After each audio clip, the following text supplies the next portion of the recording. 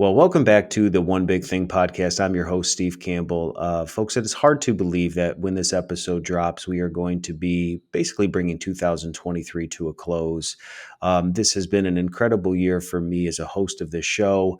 When I started January of last year, I didn't even know that I'd be hosting my own show. I've been hosting a financial planning podcast with my business partner for the last 3 years, but would have had no idea that that would have sparked an opportunity for me to do that thing, which is what I love to do, which is champion and encourage other people. So for those of you who, if this is your first episode, I hope it's not your last, or if you've been tracking along since the beginning, I just hope that with every conversation, there's something that you can take away and apply to your life to move the ball forward, to become the best person that you are.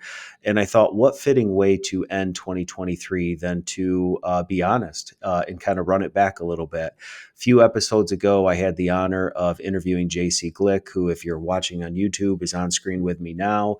But JC was an incredible guest. He was a referral from my old college lacrosse coach, Jim Stagnita. JC and I had really an unbelievably powerful conversation for about an hour, talking about his life in the military, talking about just coming back to civilian life and the work that he's doing now with Prodromos leadership.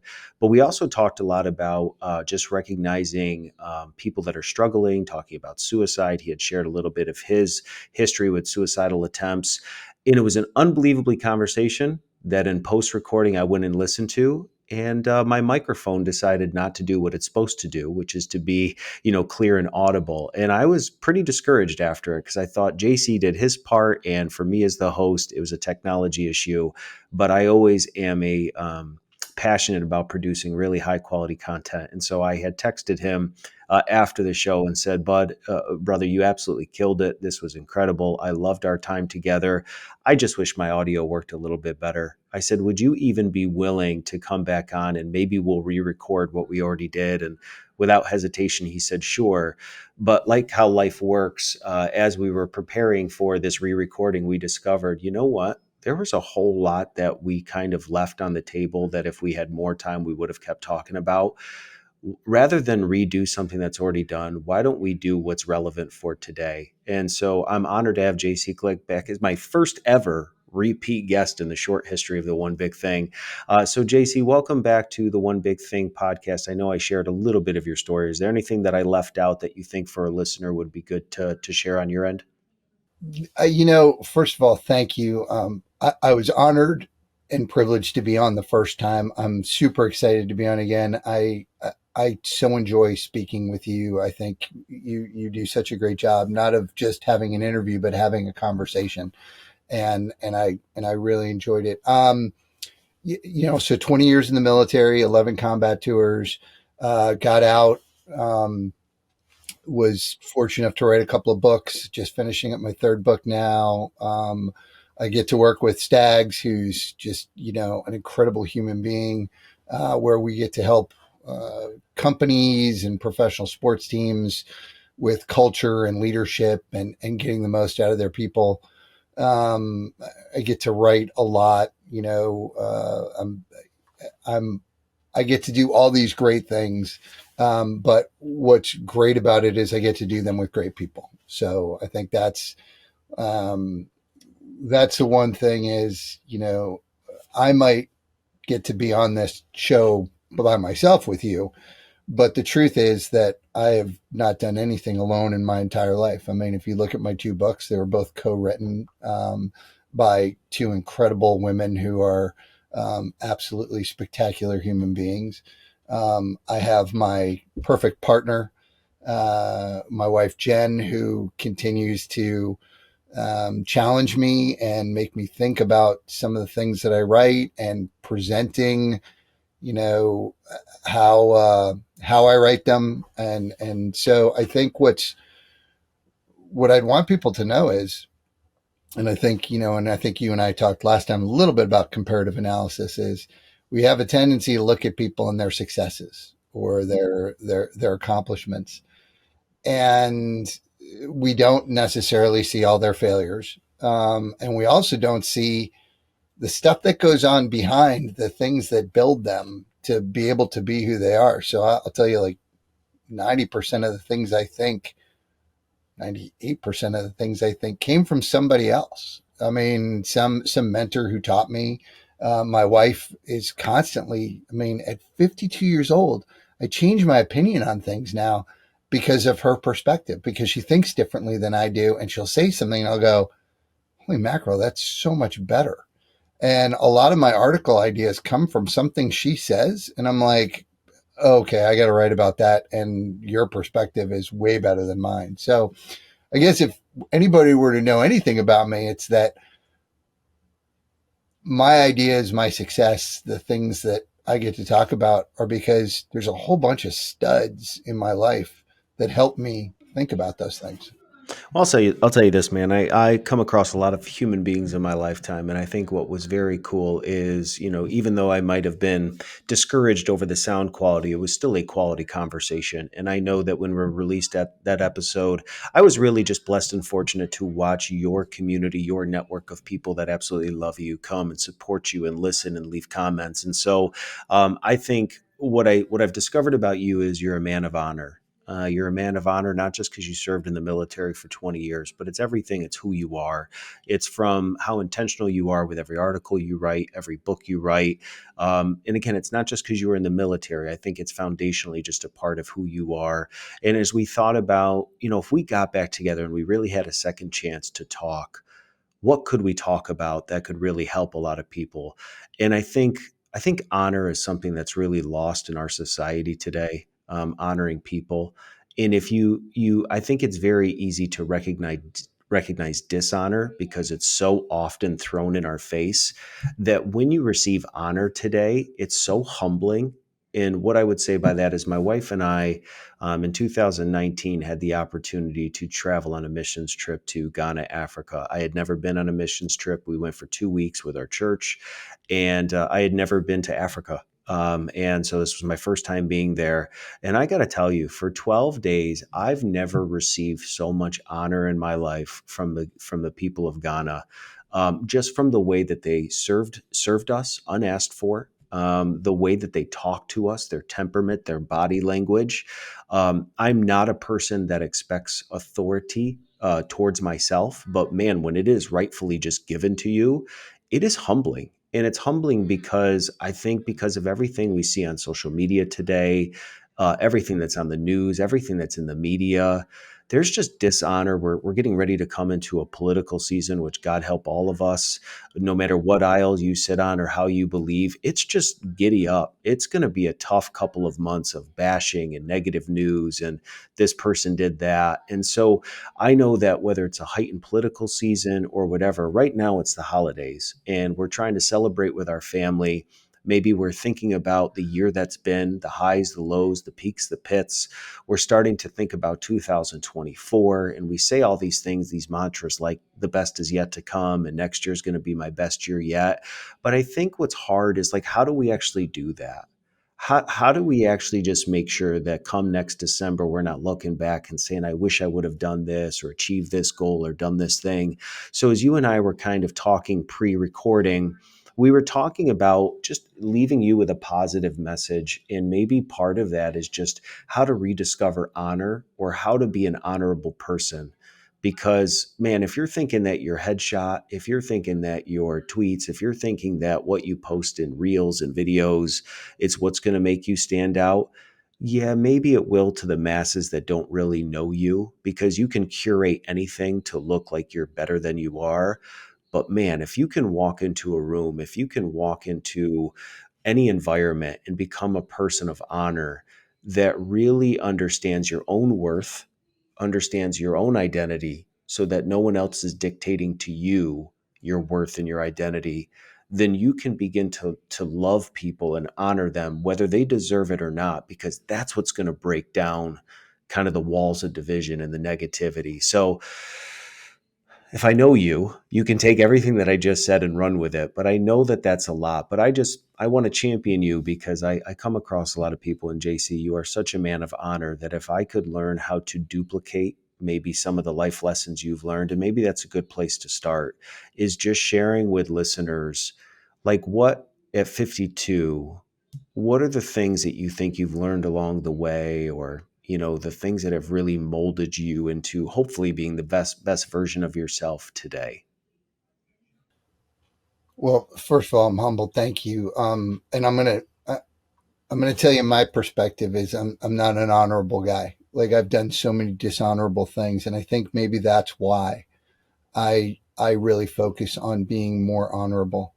Um, I look back at some of the things that I have done to people, and and I've hurt them, and I think my wife always says, shame and guilt are a powerful thing and they're a powerful motivator. And I always argue with her. I'm like, yeah, but that's a horrible way. That's such a negative way to be motivated. But the truth is, I think a lot of my behavior as I become older is a desire not to do what I've done in the past.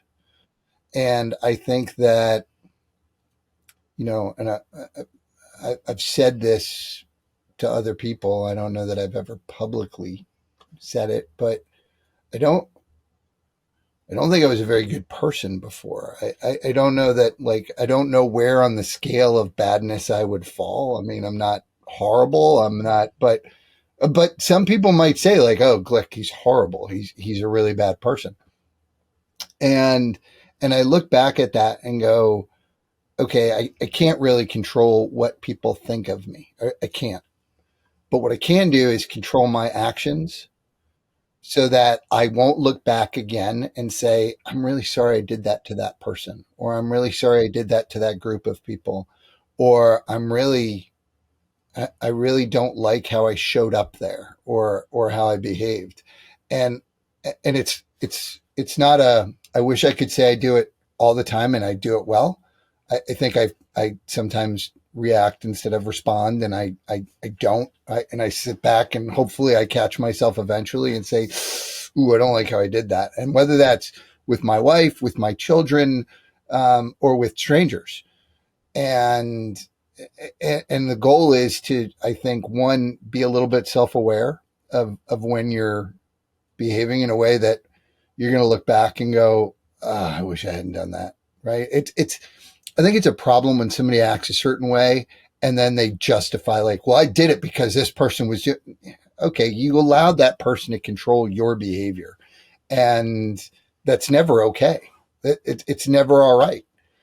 And I think this idea, what I try to do is, and again, don't think I do it all the time. In fact, I'm telling you, I don't do it all the time, and I don't even know that I do it well all the time when I do it.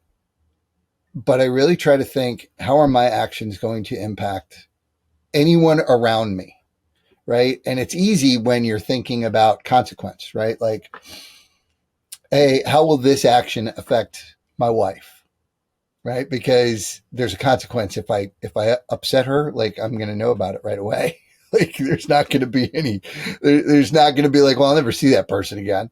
Right. So those are the easy ones. The harder ones are, you're standing in line at Starbucks, and how do I make sure that I'm considering the people around me? Right. I want to go off this honor thing, and I want to talk about respect and consideration for a second. And I'd like to hear your thoughts on this, but I think those are two things that we really get confused. I think a lot of people are like, well, they disrespected me, and they're not showing me respect. And we've elevated this idea of respect, that everybody deserves it. And I will say, you do. Except what respect means is to not cause harm or to elevate in status. So nobody should cause you physical harm. Nobody should intentionally try to hurt you, not hurt your feelings, hurt you. Everyone deserves that respect. Beyond that, everything is consideration. And I think we should consider each other a little bit more, right? So if I yell at you, call you an idiot, and slam the door in your face, I did not disrespect you unless the door physically hits you. I'm rude, I'm inconsiderate, I'm probably a jerk, but your respect is intact because you hold that. But what we don't do is hold the door for people. Not double park if you live in New York. Stop double parking. You're driving me crazy. If you're on Long Island and you double park to run into Starbucks or to run in, it's wrong. It's just wrong.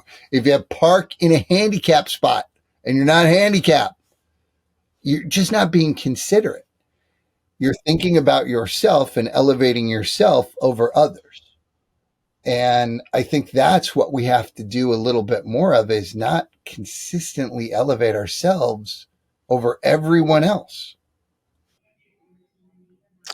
You and I had touch base, talk around those lines of respect and consideration. That'll preach what you just talked about. And if you really understand the magnitude of what you just shared, there's a lot of deep thinking, borderline theology in what you just said.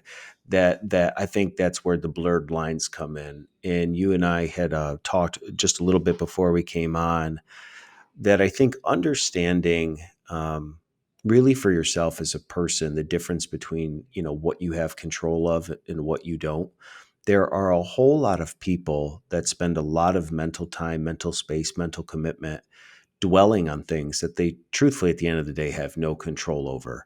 I mean, yes, we would all raise our hands and say that what is happening around the world, in the Middle East, politically, a lot of that stuff is overwhelming, and you can spend all day being terrified over something that you're not gonna go do.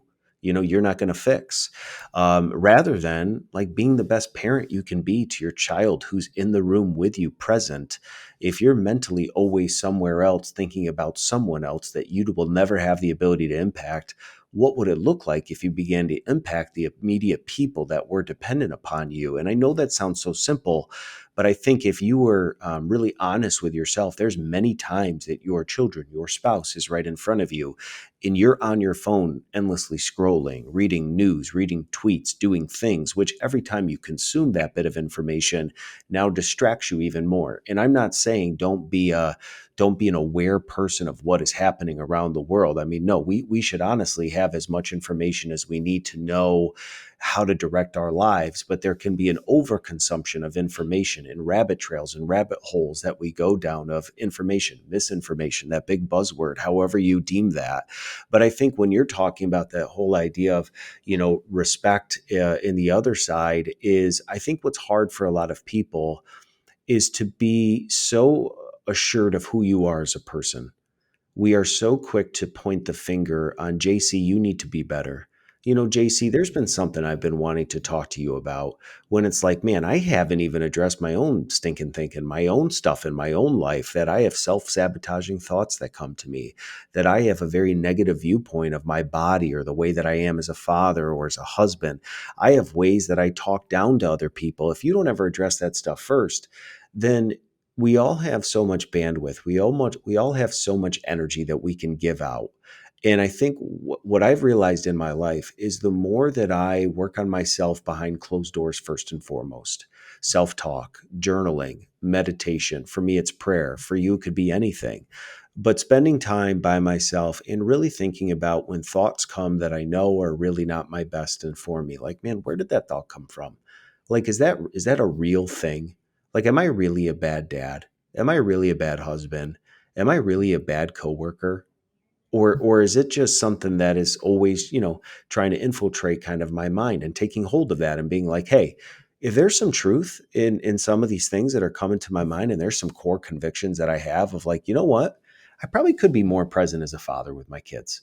Maybe I'm a little bit more focused on podcasting and influencing people and getting my message out there, when I have people in my own home that are vying for my attention, and I'm more worried about the people I'll never meet following my shows than the people that are following a legacy that I'm trying to build for them.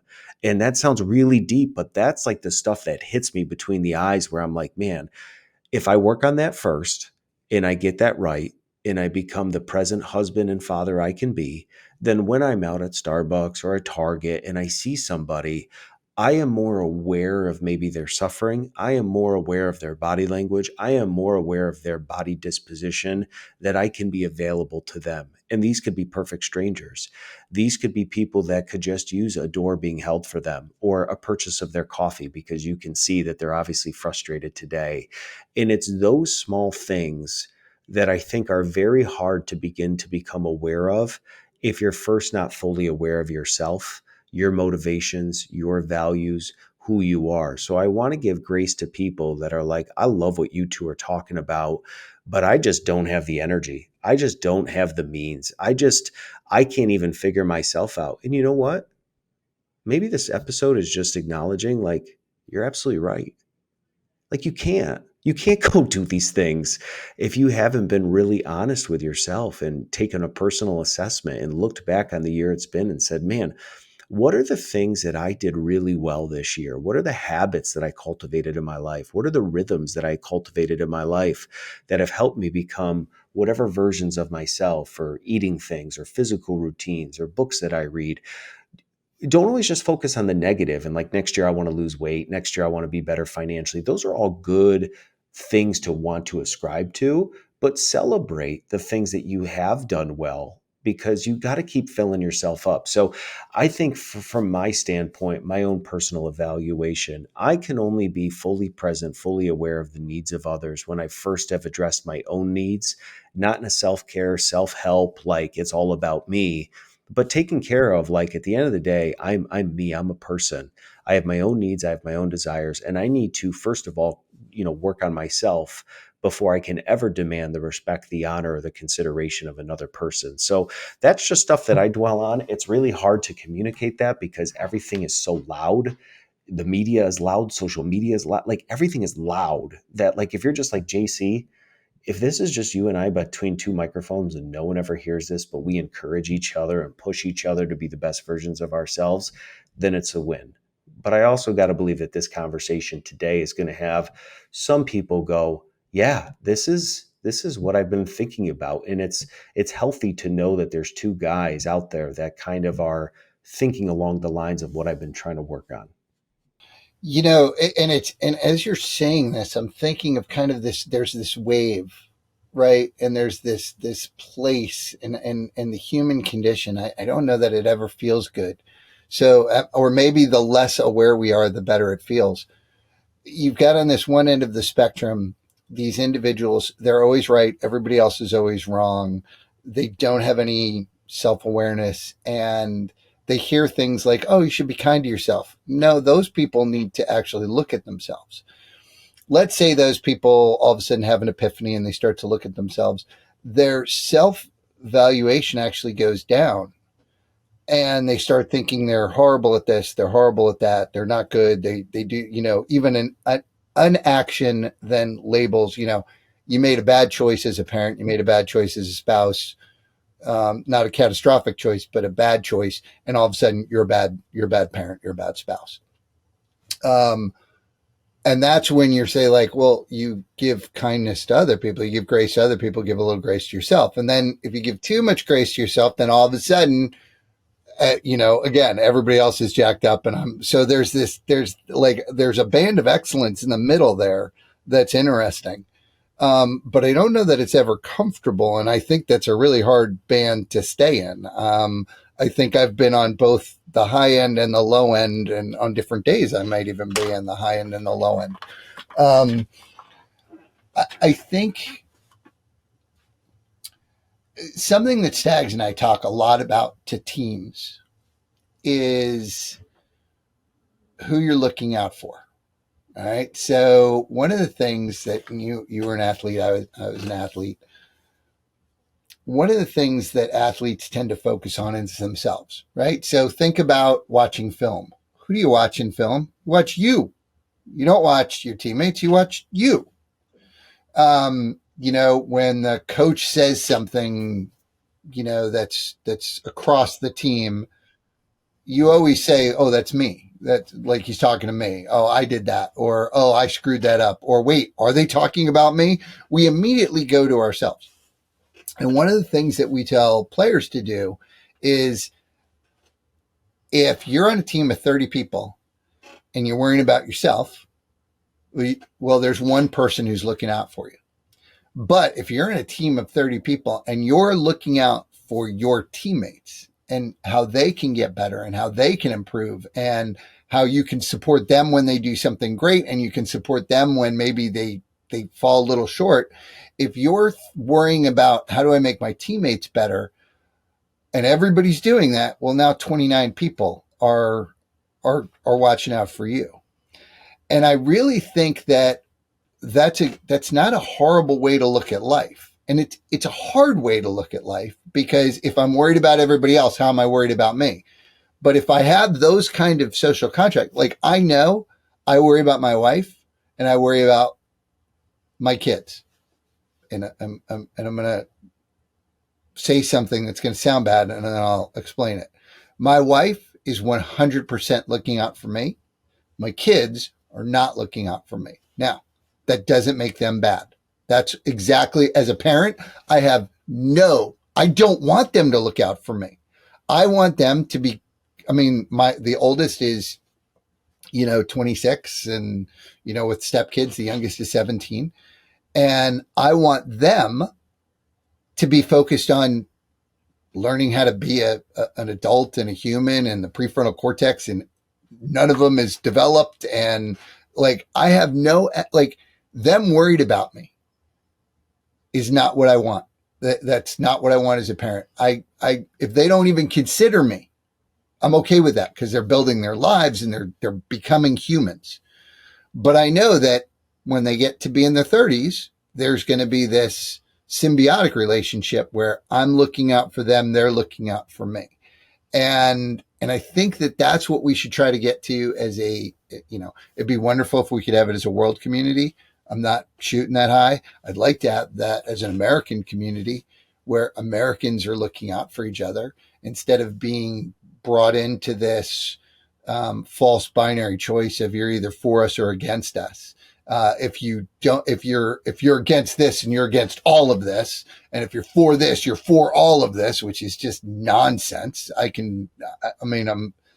There's a spectrum of beliefs, and vilifying anyone who disagrees with us as somehow evil or, wrong or whatever. I think there's lots of people who disagree with me and they're good people and they just have a different way of looking at life. And that's okay. As long as they're not hurting anybody, I'm kind of okay with that. But I think that if we consider others instead of ourselves, if we're working on how do I make people around me better? How do I make life for others better? I think we actually get a little bit more fulfilled. And now it's better if we're in social contracts, like with my wife or with my good friends. Like I know Stags is not worried about how he gets better. He's worried about how do I make JC better. And we talk about this all the time. And he'll say, oh, well, you don't have to do that. And I'll say, Stags, you don't have to do that. But that's what a good relationship looks like, at least in my thoughts. Yeah, and I don't know that many people have the type of relationship that you just described. And, as you were talking, maybe one thing I'm going to hold you to is I feel like your next book should be Band of Excellence, because I think hitting that point is something that's not really talked about because of the influences that are happening around us all the time. If you open up your cell phone, your iPhone, your Android right now, and you went to TikTok, if you went to Instagram, if you looked at Reels, depending on what you look at, you're probably going to see a funny video. You're probably going to see a video of a person who probably is in physically the best shape of their life, and they're showing you how great they look, how beautiful they are, how handsome, how strong they are. If you're like me as a parent, it's going to be the perfect video of the perfect parent raising the perfect kids, and you can fall prey to feeling lesser than because of these very short form videos.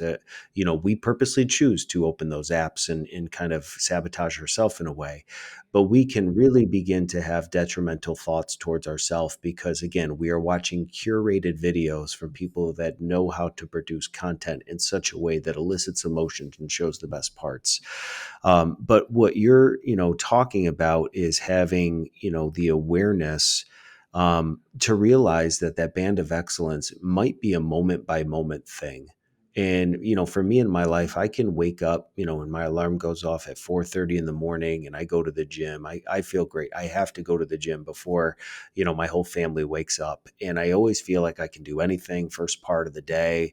Then my kids wake up. And there's a period of time while they're awake where, sometimes things go beyond my control because they're young kids and they're full of energy. And maybe you find yourself parenting in a way that you didn't think was going to come out, and you just had hours before this, the I can do anything invincible attitude. And now you're like, oh my gosh, I can't do today. And then you go on your commute to work and you have this time of like detox of like, okay, morning kind of got a little bit away from me. How can I reset and go win today? Because I'm going to walk into an office and see my colleagues and got to be my best for them. And things happen throughout the day that you have to take mental check of. And then, you come home and you have this cycle. And I think what we do is we kind of combine everything together. We have a long-term vision tied to a short-term vision that's tied to an intraday experience. And like all those things confuse us because we want to be the healthiest. We want to be the best. We want to be the best in shape. We want to be financially free. We want to have the healthiest marriage. And like that's great to have over a lifetime. You want to have an experience of living your life to the most in every aspect. And I love that. And then there's just like short form, it's the holidays. Maybe you struggled trying to figure out how to buy gifts for your kids or just financially, man, things are so tight that like you just don't know how to make it magical. Or, we just finished Thanksgiving. We're now entering Christmas, Hanukkah, whatever, holidays you celebrate. Man, maybe your family is not what you hoped. The experience of doing life with your family, these holiday meals, you have expectations of family members being different. It's not that anybody's evil, but it's just missed expectations of, wanting them to care about you or listen to you and like not talk politics or, whatever it may be, let go of drama. And you can leave what are supposed to be these magical moments of life feeling like, shoot, that stunk. And then you have to like deal with that. So this band of excellence that you're talking about, I love this concept because it really is this check for all of us that within a given day, things are going to happen that we need to almost like learn how to reset as quick as possible. And again, let go of the things we can't control. But what you also talked about too is finding what you called social contracts. Jim is your business partner. So that's, you're kind of stuck with them. You have to make decisions together. But I would encourage you as a listener, like who are the people in your life? If you took an assessment of 2023, those people you knew were one text, one phone call away from dropping everything and being there for you. You and I talked about in our episode together, suicide, depression, people going through things. I think it's never been easier to want the applause of people that we've never met in the form of likes of comments, and then we look around at our own life and it feels really empty. Like who am I going to call if I'm ever going through something? Who's going to show up for me?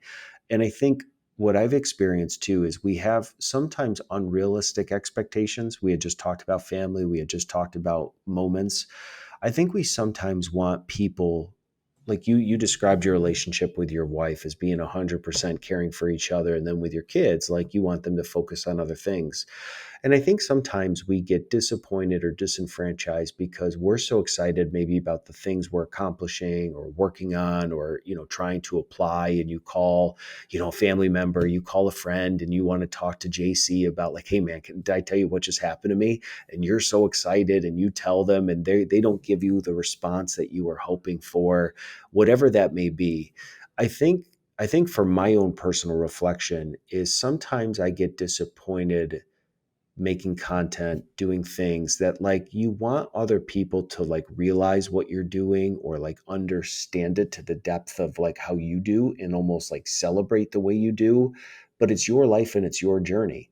And I think sometimes we just get really frustrated that whatever you're doing, whether you're at a high water mark in your career or you just had a baby or whatever, like you were expecting the people that love you to show up in droves, to text you all the time, to how are you doing?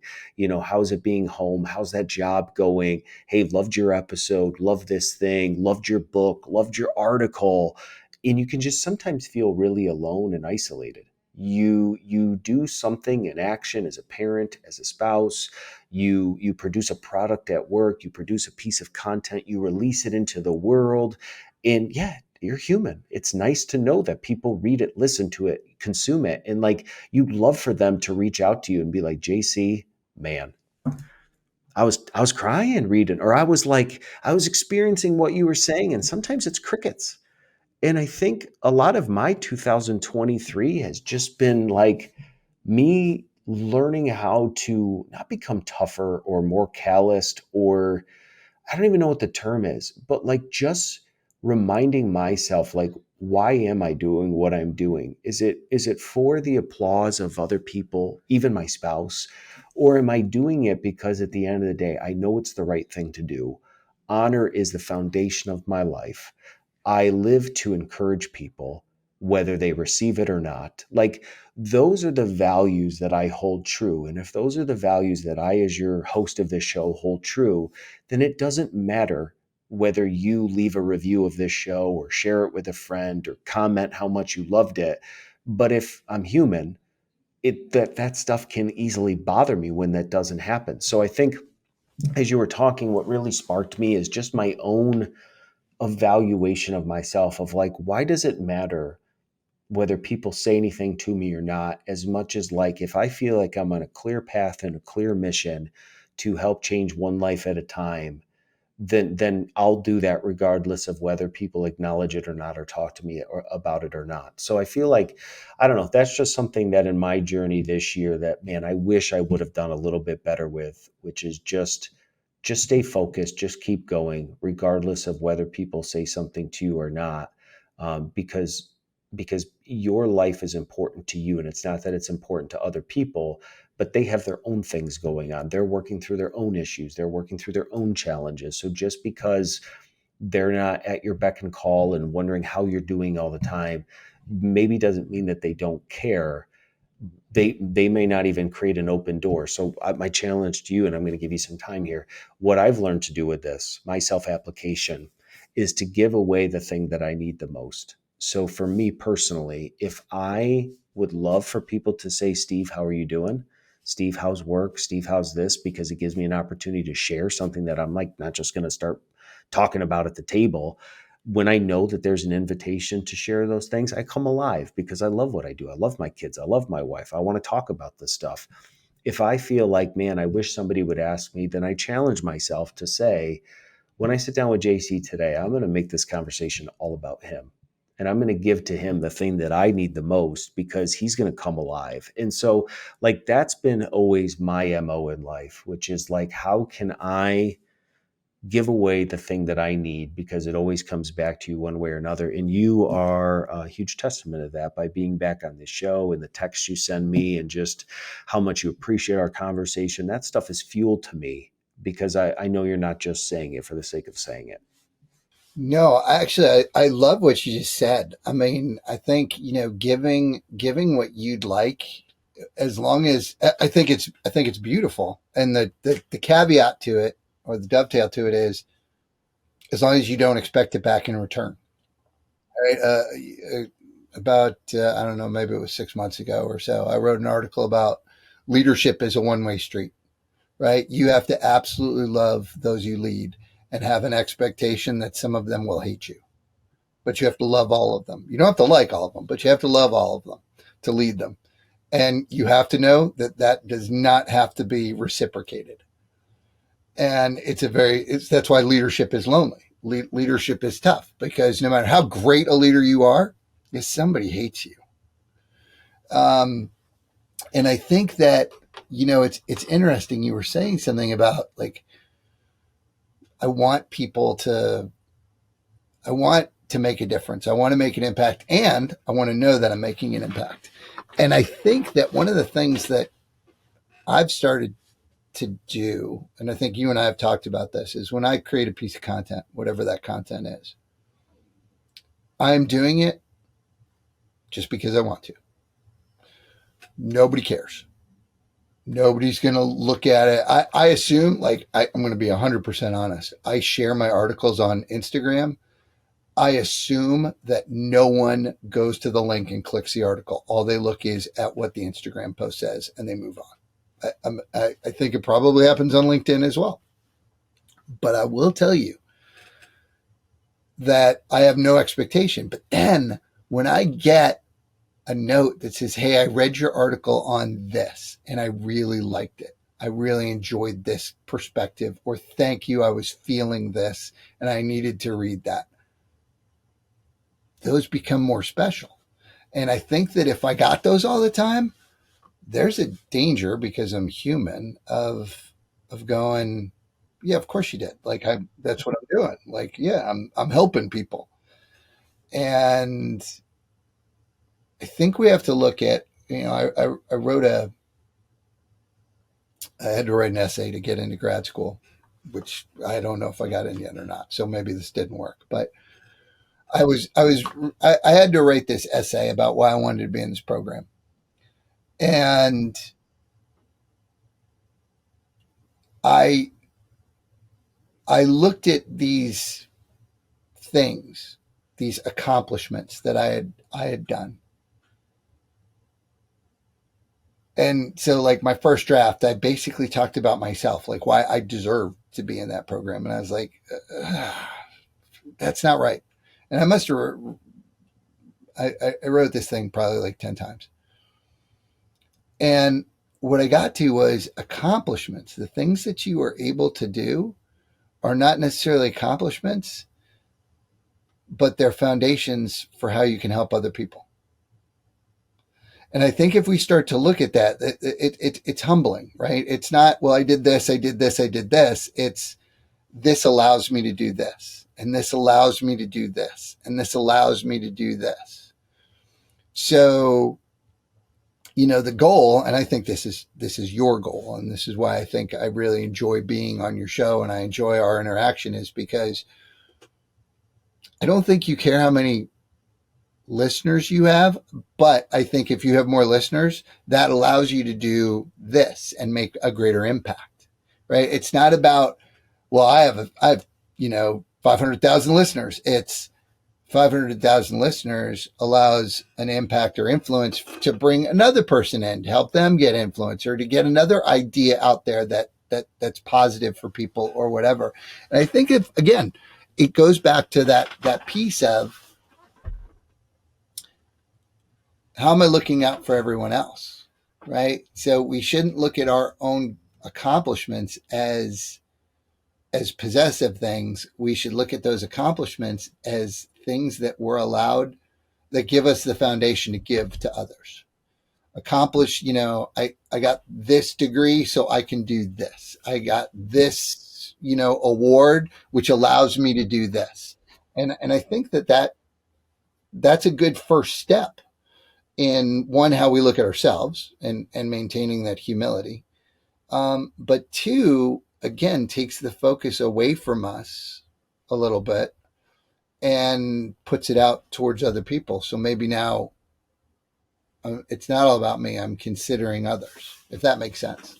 Yeah, as you and I were prefacing this show, I think, how can we give to others? It's the holidays, right? And you want to be a giving person. This is something that my wife and I have really talked about, challenging my children, because when you got four kids, a 7-year old, a 6-year old, two boys, and then two 3-year-old twin girls, it's Christmas. So it's like, man, what do my kids really need? Again, part of my life is I have world experiences of, for me being in Africa and seeing children that have absolutely nothing. So it's hard for me to just go spend crazy money on material objects that are going to be opened in 30 seconds and forgotten about or broken. And so it's just like, man, how can I begin to have a long-term view of cultivating a heart of giving within my children?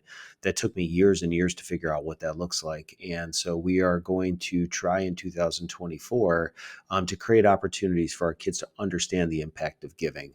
And I think, as you and I, talk, giving is not always financial.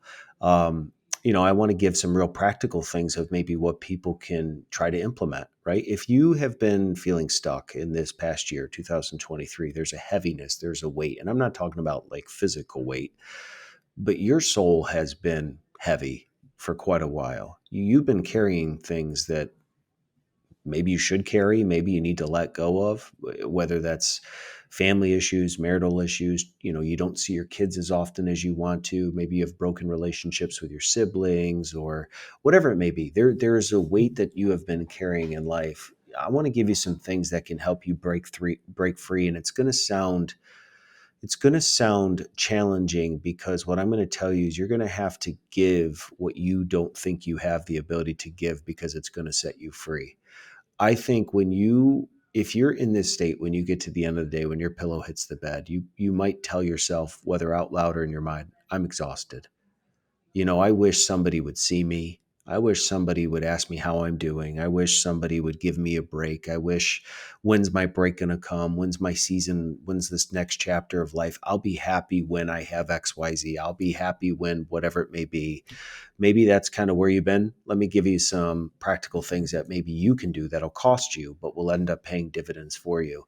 Episode 1 of the One Big Thing was a kickoff opportunity. And my favorite person in my life is my wife. And, I had her on. She is not a podcaster. So kudos to you, Stephanie. You are a rock star. She was willing to get behind this microphone. And we talked about parenting and marriage and just things that we've been through in almost, over a decade of being married. And what I love about my wife is she had shared in that episode the struggle of being a stay-at-home mom. Greatest blessing in the world to have children. And she's been a stay-at-home mom for years, but it can be tiring. It can be exhausting. There are little ones that are constantly needing your attention. They're dependent upon you. And you can go from, just feeling exhausted every day and not wanting to do it. And that's very real. There's a lot of moms, there's maybe stay-at-home dads that are experiencing this. And one thing that she talked about is she had a friend that, she knew was having a tough time with a colicky child and didn't have a lot of time to just take care of herself, self-care, take showers, just get ready for the day because this baby needed her. And one day my wife asked if I would watch our kids so that she could go and basically relieve this mom and take her daughter and just sit in the living room with her while she went and showered. And you would have thought that my wife gave this other mom a $10 million check or, some kind of like lifeline. All she did was make herself available. And I will tell you that my wife was just as exhausted. I will tell you that she was just as tired, but she recognized that, what, my friend needs someone right now. And I can just, when, she confides in me and tells me like I'm worn out, just be like, oh man, I'm so sorry. Or you can do something about it. And what would it look like in 2024 if we all did one thing, one big thing, one small thing, whatever? Just what if we became people that gave the things that we need the most? And so my challenge to you is it's not always financial. What if giving could just be your time? Making time if JC's going through something to just go hang out, to not talk business, to not talk shop, but just go spend time with him. And you might say, but Steve, I want somebody to do that with me. That's the point. No one is going to show up for you in the way that you want or the way that you are unrealistically believing for. You're probably not going to have a knock on the door, unless you listen to this episode, from somebody who's going to say, partner, I don't know, man, you were heavy on my heart today. And I just wanted to swing by. I just wanted to check in. It's probably not going to happen. And I'm not saying that, people are evil. They're not wrong. It's just they're busy. They got a lot on their plate. But what would it look like if you and I became people that were just conscious that there's a world around us and people around us? One of my things, and I don't know if it's just unique to me, my spider sense, again, faith is the biggest part of my life. I have people constantly that come to my mind when I'm just randomly doing something. These could have been people I went to high school with, college with, somebody I ran into, and I think about them. But what I've done is I don't just think about them. I pick up my phone and I text them, I'm thinking of you. And it is wild to me how often people are like, dude, how did you know? And I'm like, how did I know what? And they're like, I'm not doing okay. And all of a sudden, it creates dialogue, it creates conversation. You know what it does? It takes the focus off of me. I might have literally just been sitting there feeling bad for myself or, wishing I didn't eat that thing last night, or I went to the gym, or I just wish we had more money to do something. And that's all real life.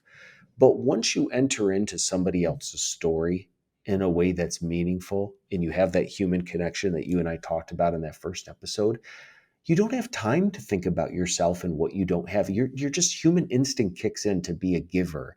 And so I think if you're like, man, how do I make 2024 better? Yes, absolutely. Get to the gym, live a life of discipline, eat good food, read great books, love your spouse, love your kids. But think of others maybe in a way that in 2023 you haven't. And it's those really small decisions, one after the other. It's making time for people when you just feel like you have no time for yourself. Give it away anyway.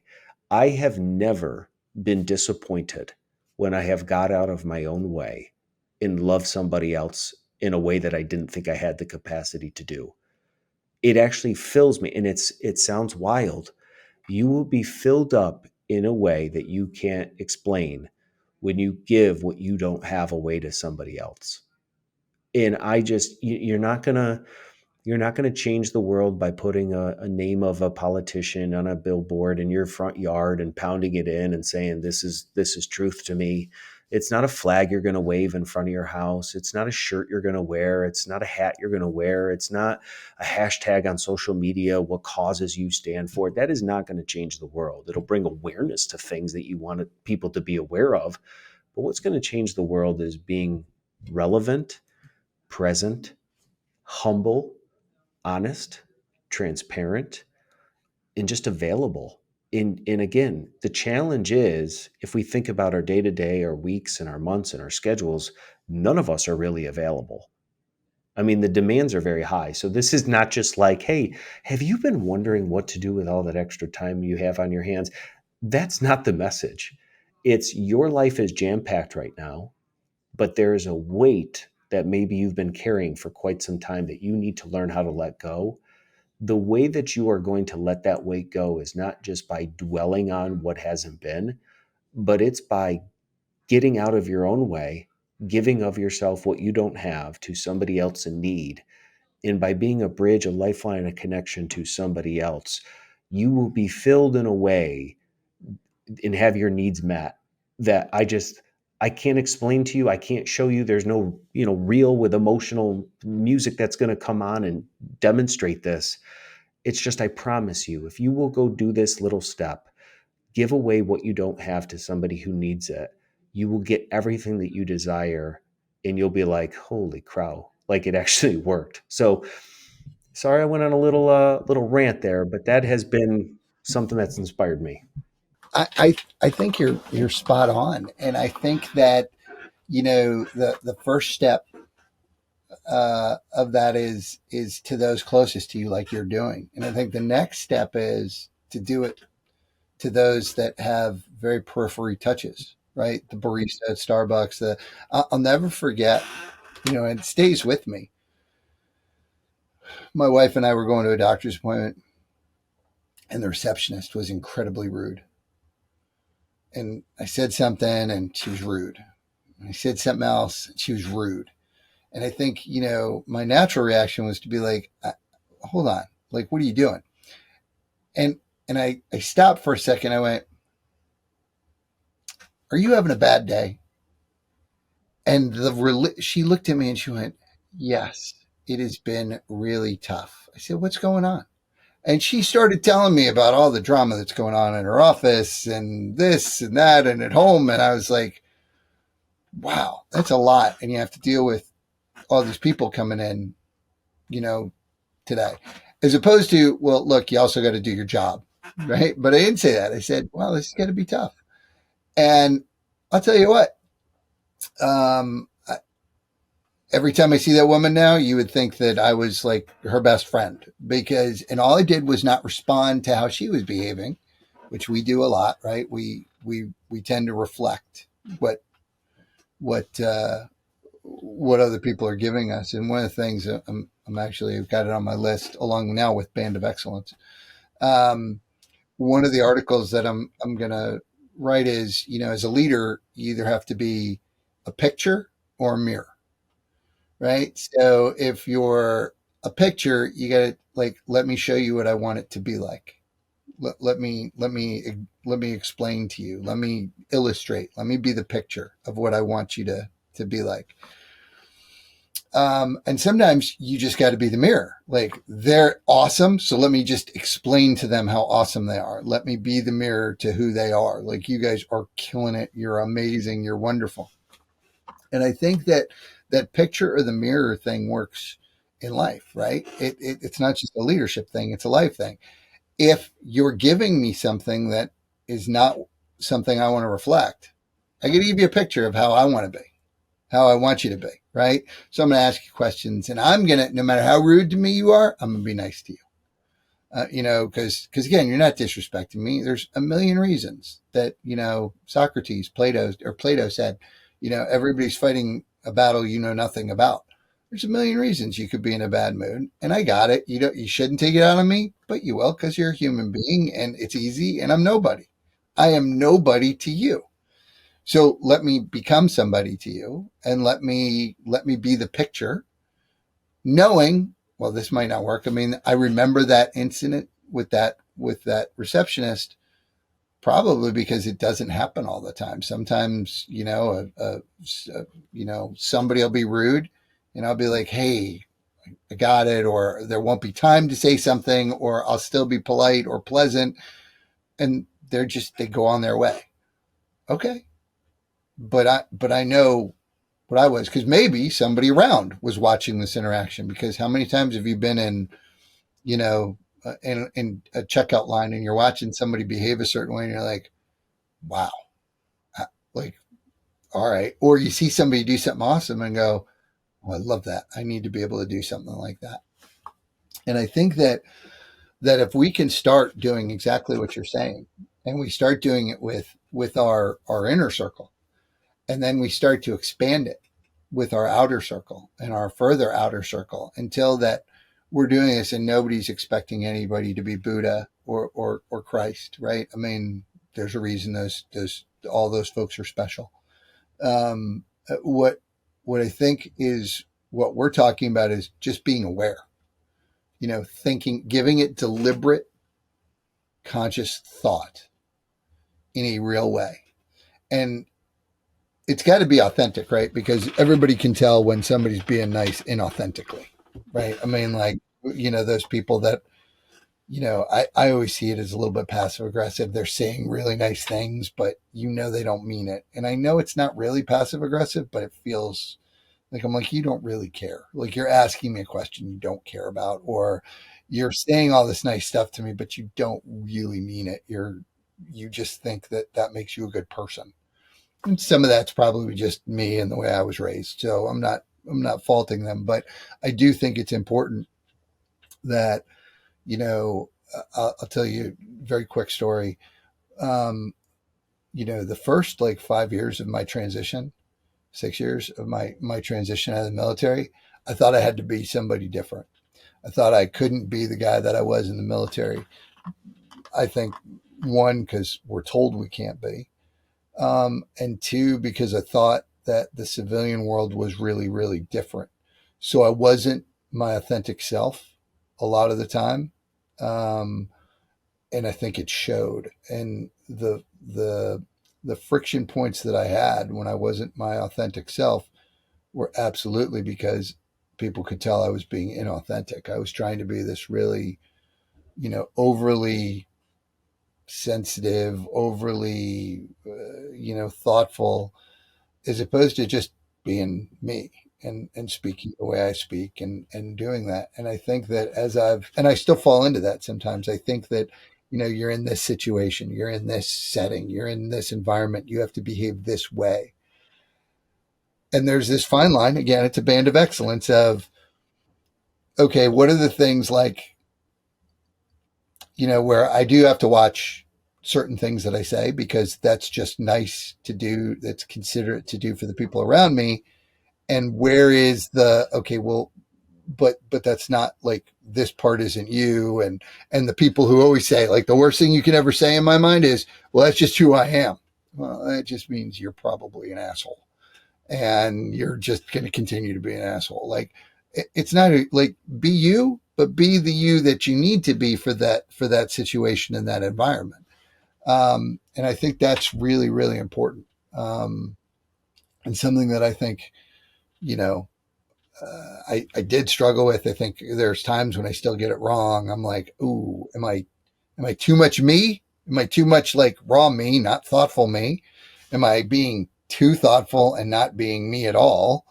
I mean, and where's this middle ground where I'm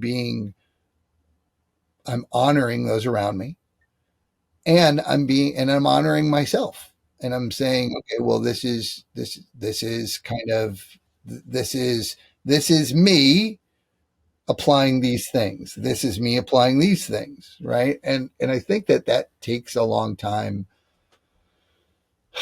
I think it takes a long time as we go through our lives to figure out. And I think that there's lots of people who probably never get to it.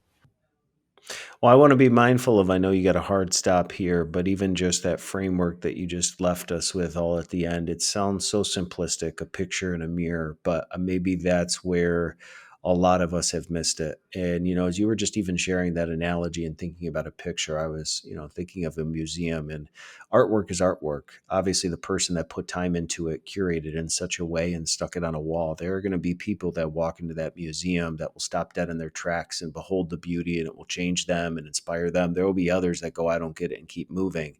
But that doesn't mean that the picture changes just because they don't like it.